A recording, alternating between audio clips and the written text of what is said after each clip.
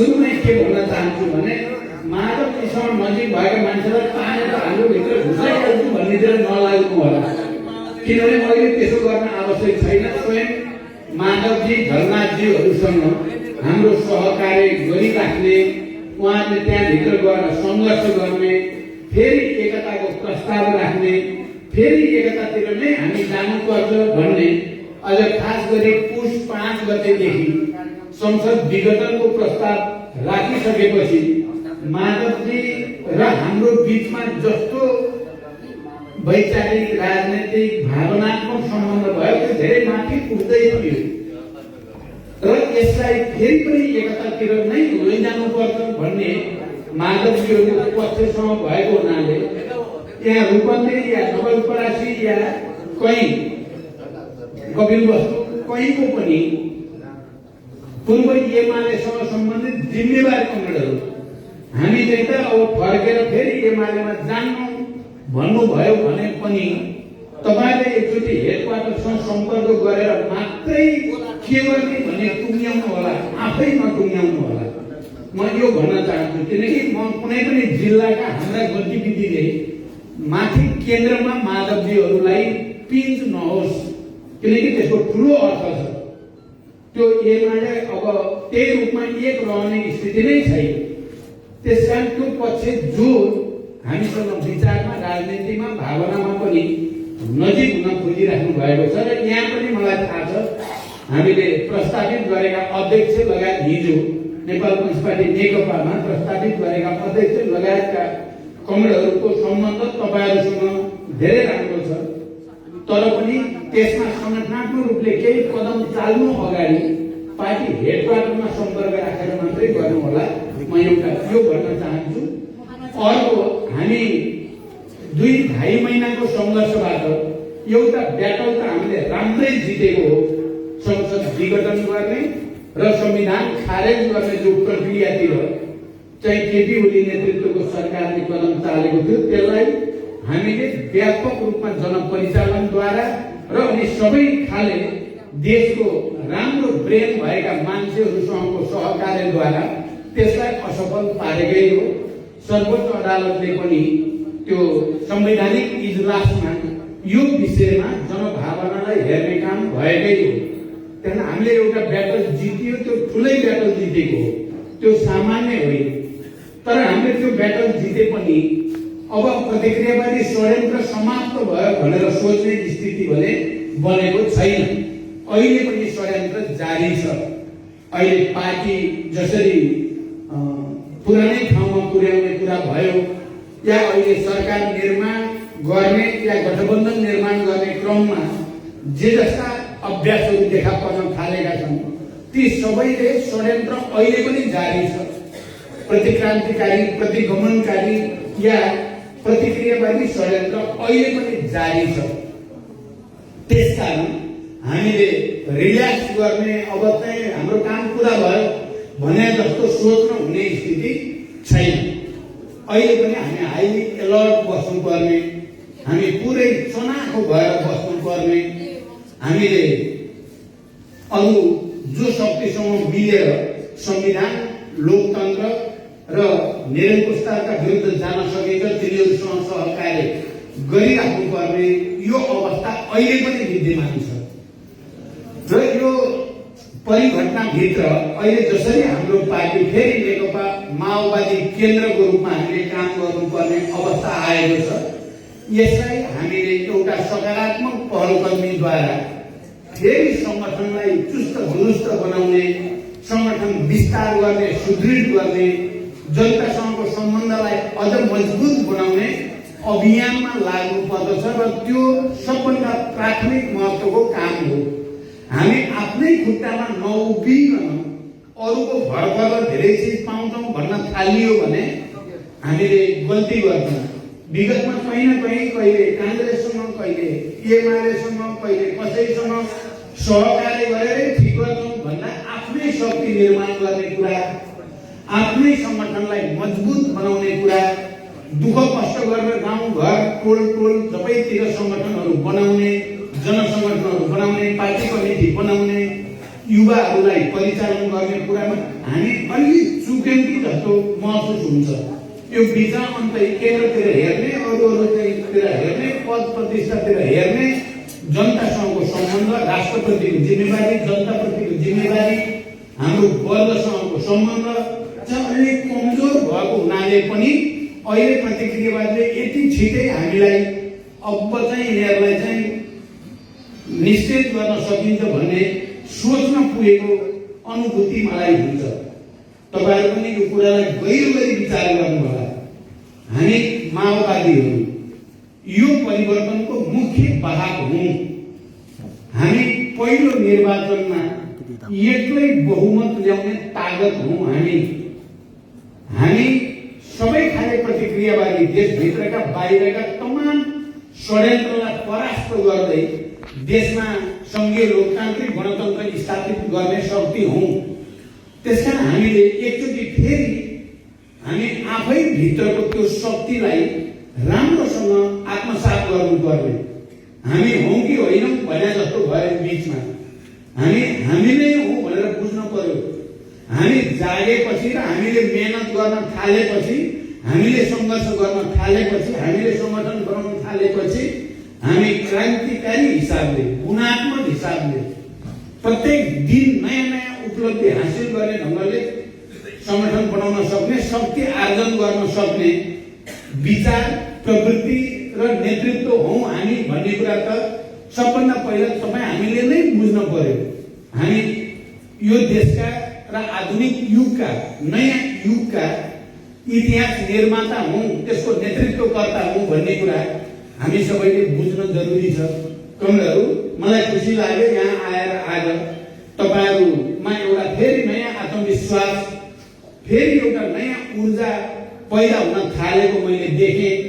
अब यो आत्मविश्वास र ऊर्जालाई संगठन निर्माण, विस्तार र सुदृढीकरणको निम्ति तपाईहरु सबैले आफ्नो ठाउँमा योजना बनाएर लाग्नु पर्नेछ। हामीले पर्सि 1 गते केन्द्रीय समितिको बैठक राखेका छौं र 2 गते देशभरि कार्यकर्ताहरूको भेला राखेका छौं, अगुवा कार्यकर्ता भेला। त्यहाँबाट हामीले संरचनात्मक र जनपरिचालनको योजना बनाउने छौं र त्यो योजना अनुसार हामीले, मलाई लाग्छ 2-3 महिना मेहनत गर्ने हो भने हामीले संगठनलाई फेरि एउटा सशक्त संगठनको आधारशिला खडा गर्न सकिन्छ। र अनि प्रतिक्रियावादी षड्यन्त्रलाई परास्त गर्नको लागि जगैदेखि, तलैदेखि, जिल्लादेखि फेरि एउटा नयाँ वातावरण बनाउन सकिन्छ। म तपाई सबै कमरेडको ध्यान यतापट्टि आकर्षित गर्न चाहन्छु। यो पटक के भयो भने कता हामीहरू यो माओवादी आन्दोलनबाट आएका नेता कार्यकर्ताहरू चाहिँ अलि मुर्झाएको हो कि उनीहरूको छवि अलि धमिलिएको हो कि उनीहरूप्रति जनताको विश्वास अलि धर्मराएको हो कि अझ केही समय अगाडिसम्म त प्रचण्ड भनेर आन्दोलनले जो नेतृत्व एउटा प्रतीकात्मक रूपमा स्थापित भयो, प्रचण्ड नै यो परिवर्तनको वाहक जस्तो नभएर बिहानै बेलुका बालुवाटार जाने, केपी ओलीसँग कुरा गर्ने, सम्झौता गर्न खोज्ने, सम्झौता गर्न केही पनि नमान्ने, भएका सम्झौता पनि केपी ओलीले केही पनि नटेर्ने हुँदा प्रचण्ड अब यति हो कि क्या हो भने जस्तो प्रश्न ठाउँमा उठ्न खोजेको मैले अनुभूत गर्थेँ। त्यति बेला मैले धेरै ठुलो धारा खिचेर जाने गर्थेँ। मलाई जति चाहिँ आक्रोश त कसैलाई हुँदैनथ्यो, त्यहाँ जानु पर्दा, उनसँग कुरा गर्नु पर्दा उनले केही कुरा नटेरेको हेर्दा एउटा गणतन्त्र विरोधी मान्छे, संघीयता विरोधी मान्छे, समावेशी समानुपातिकता विरोधी मान्छे आफैले प्रधानमन्त्री बनाउन परेछ, त्यहाँ जानु परेछ, भएको सहमति लागू गर्दैन, लागू गरिदेऊ भनेर बिन्ती गर्न परे जस्तो। त्यसले गर्दा आम जनतामा र पार्टी कार्यकर्तामा पनि के भएको हो, यो यस्तो हो त, यति हो त प्रचण्ड भने जस्तो, यति हो त हिजोको माओवादी आन्दोलन र त्यसले पैदा गरेको ताकत भनेको जस्तो थियो। तर मैले भने नि, जब केपी ओलीको गलत प्रवृत्तिका विरुद्ध अब लड्नुको विकल्प छैन। उनले जसरी यो देशमा संघीय लोकतान्त्रिक गणतन्त्र उल्ट्याउने या माओवादी आन्दोलन र त्यसले पैदा गरेको शक्तिलाई निश्चय पार्ने षड्यन्त्र अब पराकाष्ठमा पुग्यो र यसका विरुद्ध विद्रोह गर्नुपर्छ भन्ने निष्कर्षमा म पुगेर 19 पृष्ठ लामो दस्तावेज जब मैले लेखेँ, त्यो लेख्दै जाँदा तपाईहरुले त के महसुस गर्नु, मैले मुक्ति पाए जस्तो ठन्डै गरेँ। आफैले लेख्दै गएको छु, म अब यो केपी ओलीको निरङ्कुश र दक्षिणपन्थी प्रतिक्रान्तिकारी षड्यन्त्र जालबाट मुक्त भएको जस्तो महसुस मैले गरेँ र मैले भन्ने गरेको छु त्यो माओले सांस्कृतिक क्रान्तिको बेलामा बम्बार्ड द बुर्जुवा हेडक्वार्टर भने जस्तै मैले केपी ओलीको बुर्जुवा हेडक्वार्टरमाथि बम हानेकै हो। त्यही मात्र लडाइँ सुरु भएको हो। अनि जहाँ म अब उन्मुक्त भए जस्तो महसुस गरेँ, अनि त्यसपछि उनले संसद विघटनतिर पुगे। त्यही 19 पृष्ठ लामो बमबारीबाटै सुरु भयो कुरा भन्नु। उनले अब संसद विघटनतिर लागे। उनले संसद विघटन गरेपछि माधवजी म लगायत हाम्रो नेतृत्वको टिम माइती घर मण्डलमा चाहिँ गएर बाटोमा पलेटी कसेर बसियो। कोही कोहीलाई त हेर त बिचरा प्रचण्ड पलेटी कसेर बाटोमा गएर बसेको जस्तो लाग्यो, तर हामीलाई के लाग्यो भने बडा गर्व जस्तो अब फेरि जनतासँग जोडिन सुरु भयो। फेरि हामी भनेका विद्रोही शक्ति हौँ, क्रान्तिकारी शक्ति हौँ, परिवर्तनकारी शक्ति हौँ, हामी जरुरी पर्यो भने जस्तोसुकै परिस्थितिमा पनि लड्न सक्छौँ भन्ने कुराको सुरुवात थियो। त्यो सुरुवात थियो र त्यसको क्लाइमेक्स तपाईहरुले देख्नुभयो।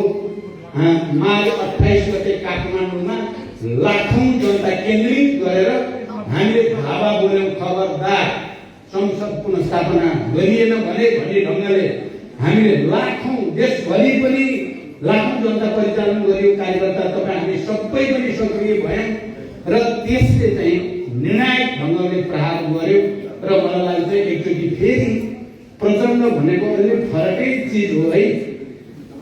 यो फेरि मलाई व्यक्तिगत भन्यो भने नठान्नु होला, किन प्रचण्डको सबै तपाईहरु पनि प्रचण्डै हो क्या। जनयुद्धले पैदा गरेको हामी सबै प्रचण्ड हौँ। म केन्द्रित भए मात्रै हो, कारण प्रचण्डको मनोबल उठ्यो भने तपाईहरु सबैको उठ्छ, प्रचण्डको जान थाल्यो भने तपाईहरु पनि जान्छ भने हामीलाई एकअर्कासँग यस्तोसँग जोडिएका छौँ। इतिहासले जोडेको छ, रगतले जोडेको छ, हामीलाई बलिदानले जोडेको छ। त्यसैले म चाहिँ अहिले खुसी छु। कुरा भने एकचोटि फेरि माओवादी आन्दोलन त्यसको नेतृत्व भनेको जनताकै हो, जनताकै निम्ति राष्ट्रकै निम्ति समर्पित छ। उसलाई अरू कुनै स्वार्थ छैन।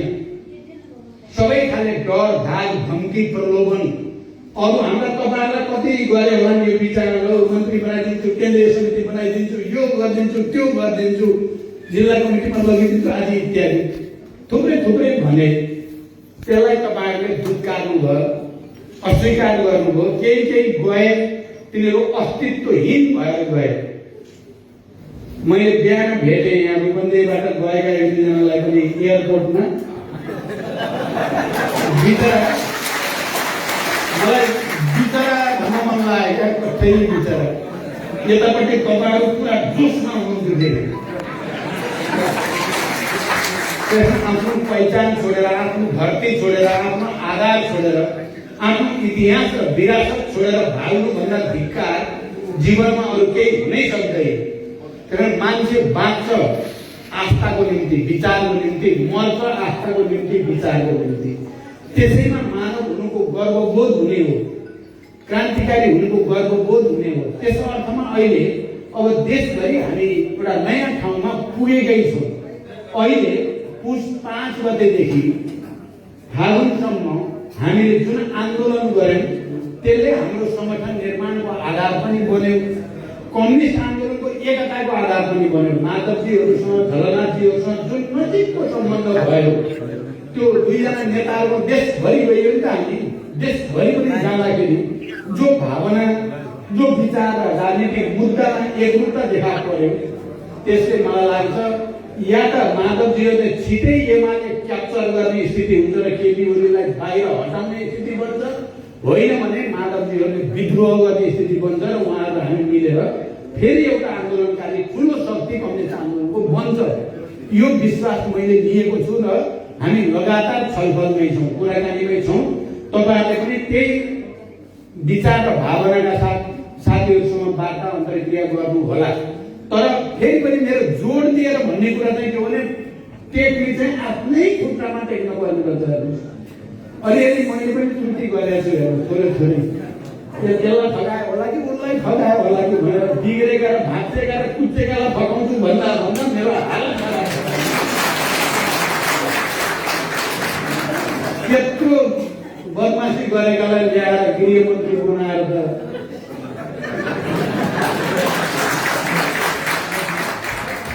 बाबुरामजीसँग वैचारिक सङ्घर्ष भयो। त्यति बेला यो टोपबाहरूले साथै दिए भनेर ल सब गर्ने भन्दा चाहिँ यो गति अरू त अरू त्यो एउटा न 2 मान्छे छ न केही छ, ल स्थायी समिति बनाइदिएर त अहिले मन्त्री मान्छे म के गरेँ भन्ने अहिले म आफ्नो समीक्षा गर्न थालेको छु। यस्तालाई भन्दा आफ्नै साथीहरूलाई दृढतापूर्वक लडेर प्रचण्ड बनाउन मेहनत गरेका साथीहरूलाई भरोसा गरेको भए त यो दिन त देख्न पर्दैन थियो नि। त्यो त्यस कारण अब म आजभोलि त्यस्ता मान्छेहरूलाई फगाउन मन लाग्नु छोडेको छ कि तिमीलाई साँच्चै फकाउन पटक्कै मन छैन। अहिले हिजो आज साथीहरू तपाईँले भन्ने हो भने फर्किने भने हामीले भन्छन् गोती फर्किन पर्नु उतै बस्नु आएर यहाँ फेरि भाँडो गएर फेरि चाहिँ अब यहाँ आएर गयो भने म पौडिन्छु फेरि त्यो गर्नु मलाई रोइदिएँ भने त भने जस्तो हुन्छ मलाई। अनि आफ्नै रियल साथीहरू र अन्यायमा परे जस्तो साथीहरूले भनेको पनि सुनेको छु मैले। त्यसो भएर अब चाहिँ त्यस्तो हुँदैन। तपाईँहरूले मलाई पनि सजग गराउनु भएको छ, म पनि शिक्षा दिँदैछु। तर मलाई लाग्छ अझै 2-3 वर्ष मेहनत गर्ने हो भने यो पार्टीलाई हामीले फेरि देशको नम्बर 1 पार्टी बनाउन सक्ने तागत हामीसँग छ। त्यो तागत भएका मान्छे हामी यता र उता अरूलाई फकाउँछौँ र गर्छौँ भनेर बिग्र्यौँ। अब हामी आफ्नै तागतमा भर पर्ने, आफै मेहनत गर्ने, आफै संगठन बनाउने। हिजो मैले भनेको सायद तपाईँहरू सुन्नु, म अब काठमाडौँ धेरै बस्थेँ, जिल्लामा जान्छु बरु जिल्लामा जनताको विचार कार्यकर्ताको विचार बसेँ भने संगठन त्यहाँबाट बन्छ। म काठमाडौँ बसेर भएको अरे यत्रो माओवादी आन्दोलन, कहिले रोल्पा रुकुम, कहिले भूमिगत इन्डियाका विभिन्न सहर, कहिले कहाँ गरेर न भयो। काठमाडौँ बस्नु थालेपछि बिग्रिए जस्तो लाग्नु थाल्यो कि बस्नु पऱ्यो। अहिलेको राजनीतिमा बेला बेलामा जानु पऱ्यो, बस्नु हुन भने त होइन। तर अलिक बढी समय जिल्लालाई दिनु पऱ्यो, तपाईँहरूसँग बिताउनु पऱ्यो। तपाईँहरूसँग अन्तर्क्रिया गर्दा तागत हुने भयो, ऊर्जा क्रान्तिकारी शक्ति हुने भयो। फटाहरूसँग गर्दा कस्ता हैरान भइयो क्या, वाक्क दिएको हुने अनि आफ्नै ऊर्जा पनि खतम पार्नु पर्यो। त्यसो भएर तागत हामीसँग छ। हिजो मलाई बडो काठमाडौँमा चाहिँ पेरिस्टालामा जनयुद्धका स्वास्थ्य कर्मीहरूको राष्ट्रिय भेला राख्नु भएको साथीहरूले, मैले त त्यति बेलाको स्वास्थ्य कर्मी भने के बाँकी रह होला भनेको त जान त हलभरि खचाखच आएका मात्र हो। तिनीहरू 7वटै प्रदेशका साथीहरूका कुरा सुने मैले 5-5 मिनट। उनीहरूमा त बिचरा पार्टीप्रति, आन्दोलनप्रति र नेतृत्वप्रति जरुरी पर्छ भने हामी अहिले पनि मर्न तयार छौँ, हिँड्छौँ भन्ने प्रतिबद्धता सबैले। केही दिन अगाडि एउटा भर्चुअल मिटिङ भएको थियो, त्यो खाडीमा गएका बिचरा जनमुक्ति सेनाका झन्डै 200लाई चाहिँ राखेर भर्चुअल मिटिङ गरेको। यहाँ चाहिँ सताएका छन्, आफ्नै कतिपय साथीहरूले सताएछन्। फेरि साथी भन्नेहरूले भनौँ न, अब सताए गए, अब के भए। ती खाडीमा गएका जनमुक्ति सेनाका योद्धाहरूले एकपछि अर्को बोल्छन्। प्रचण्डले चाहिँ शासन गर्न पर्यो, हामी फर्केर आएर युद्धमा जान तयार छौँ भनेको सुन्दा म चाहिँ हाम्रा मित्र, हाम्रा योद्धा, हाम्रा सहयात्री त टिपो हुन्, ती कस्ता फटाएको पछि लागियो भन्ने मलाई परेको छ। अनि हिजै फेरि चाहिँ एउटा संयोग के पर्यो भने भरत ढुङ्गानाको पुस्तक विमोचन कार्यक्रम थियो काठमाडौँमै प्रज्ञा भवनमा। अब संयोगले विप्लवको विप्लवतिरका, अनि विरही किरणतिरका दिनेश, यस्तै मान्छे त्यहाँ धेरै जम्मा भएको छ। कुरा भन्नु तिनीहरूले अलिकति चिमट्न खोजेको मलाई। अनि मैले भने ल शास्त्रार्थ गर्ने हो, बसेर शास्त्रार्थ गर्नु। अनिल विजयले भन्नुभएको थियो क्या, अब पूर्वीय दर्शनमा चाहिँ देशभित्रका जनताको बिचमा कसले शासन गर्ने भन्ने कुरा हतियार र लडाइँले होइन, चाहिँ शास्त्रार्थ गर्ने क्या, वाद विवाद बहस गरेर जसले जित्छ त्यसले शासन गर्ने भन्ने हुन्छ पूर्वीय दर्शनमा।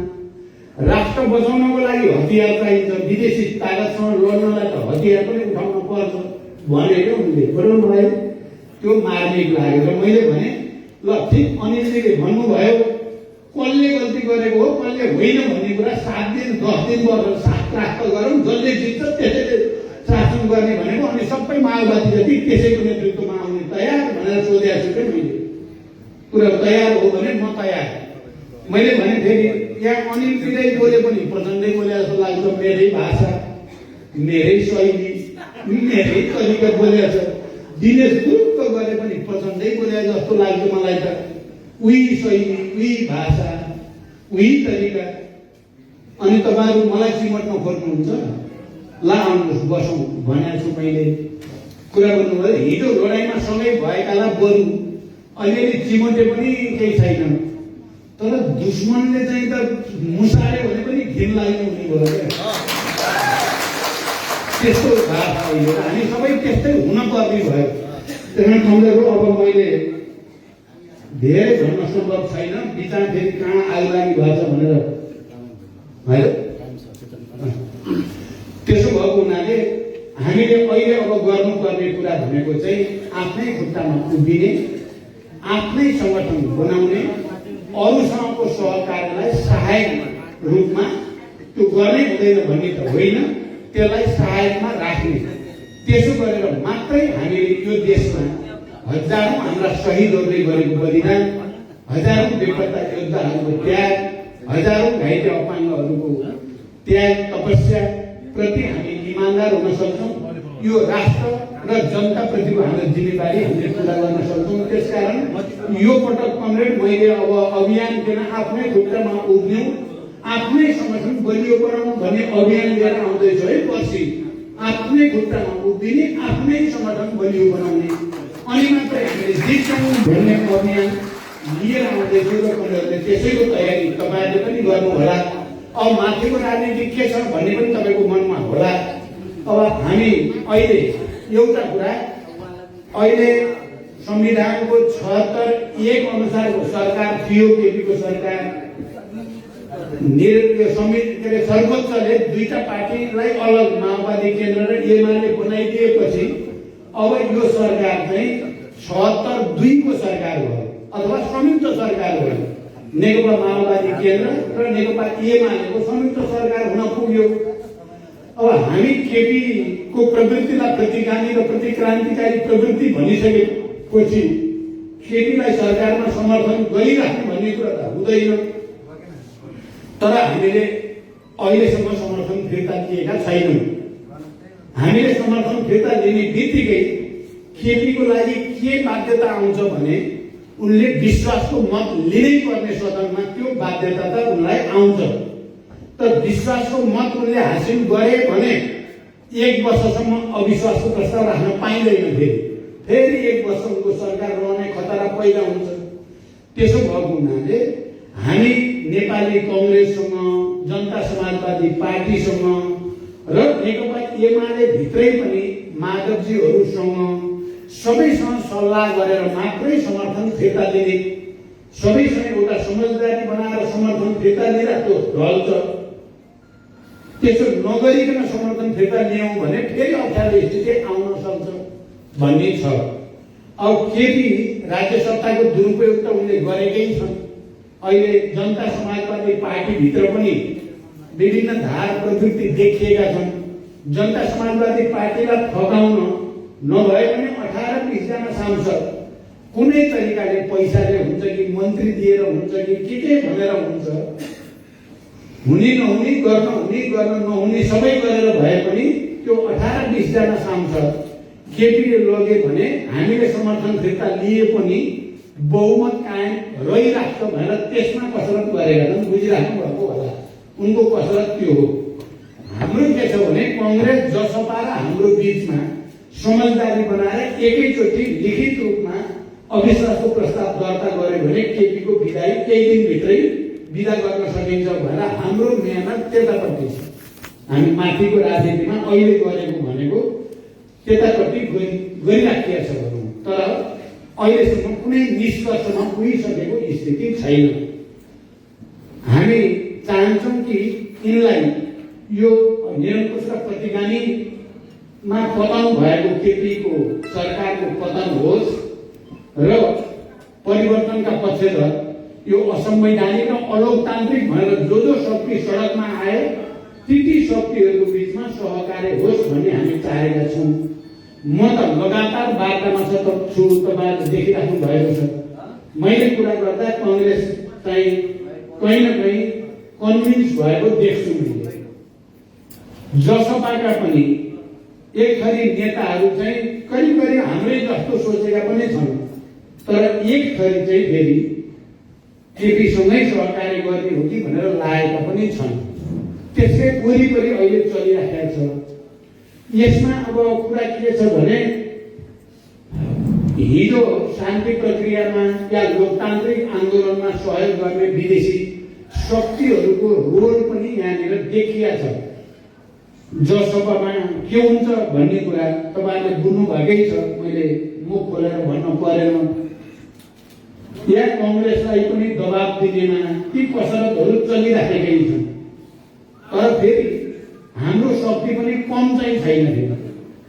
किनभने अस्ति यो सर्वोच्चबाट एकता के अरे एमाले र माओवादी केन्द्र बनाउँदा केपीहरूलाई के लागेर छ भने माधवहरू त अब गए फर्केर आउँदैन, एकलौटी गरेर अनि कांग्रेससँग मिलेर के गरिन्छ भन्ठानेको।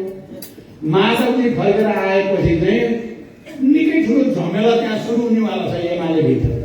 त्यो केपीले जीवनलाई त्यही गुरुगुरु गर्ने ठाउँ चाहिँ हुँदैन। अहिले उहाँ 1501 नै केन्द्रीय समिति बनाउँछु भनेका छन्। अब 1501 बनायो भने त्यहाँ चाहिँ त ठुलै विद्रोह हुन्छ। त्यहाँ त्यति सजिलो चाहिँ छैन। अहिले सजिलोमा भएको कुनै पार्टी छ भने कमलहरू हाम्रै माओवादी केन्द्र हो। हामी चाहिँ सजिलो हाम्रो बाटो सिधा सरल भयो, अरू कसैले सजिलो छैन। हामी भित्र विदेशी शक्ति छैन, भए पनि एउटा दुईटा होला, त्यो टाउको उठाउन सक्ने ठाउँमा छैन। हाम्रो मूल प्रवाह चाहिँ विदेशीको इसारामा चल्नेवाला प्रवाह होइन, यो आफै लड्नेवाला प्रवाह भयो। अरू सबै भित्र विदेशी छन्, जब्बर ढङ्गले छन्। त्यसो भएर टेन्सन अरूलाई छ, हामीलाई होइन। हामी अहिले भन्नुहुन्छ भने अब उही दुःख गरेर मेहनत गरेर संगठन बनाउने आवश्यकता त छ, तर राजनैतिक टेन्सन हामीलाई छैन। अब मलाई टेन्सन भने भित्र माधवजीहरूलाई के गरी रेस्क्यु गर्ने होला, उहाँहरूलाई उद्धार गर्ने टेन्सन त छ। हामी आफ्नै बारेमा टेन्सन लिनुपर्ने चाहिँ अहिले छैन। त्यसमा कमरेडहरू नयाँ आत्मविश्वासको साथ हिजोको हाम्रो क्रान्तिकारी इतिहास र विरासतप्रति गर्व गर्दै आफ्नै खुट्टामा उभिने, आफ्नै सङ्गठनमा भर पर्ने तरिकाले अगाडि बढौँ। मलाई लाग्छ एकचोटि फेरि तपाईँ हामी जिउँदै हुँदा, तपाईँ त हुनुहुन्छ नि धेरै जसो युवा हुनुहुन्छ, म पनि जिउँदै हुँदा नै फेरि एकचोटि त्यो क्रान्तिकारी गौरव र इतिहासलाई पुनर्स्थापित गरेर माथि जान मन छ। यही सहयोग तपाईँहरू सबैसँग माग गर्दै बिदा गर्छु। धन्यवाद।